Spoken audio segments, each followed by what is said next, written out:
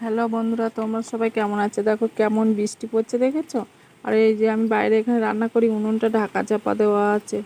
আর এই আম গাছ থেকে অনেক আম পড়েছিল, এই দেখো এই কটাই আছে, আর সবাইকে দিয়ে দিয়েছি।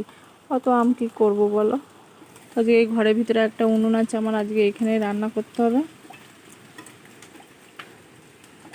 রান্না করতে হবে, বাইরে তো রান্না করা যাবে না, কাদা হয়ে গেছে। আর যে ওল গাছগুলো দেখো কি সুন্দর হয়ে আছে। বৃষ্টি হলে বেশ ভালো লাগে, কিন্তু এই যে কাদায় এইটাই সমস্যা হয়।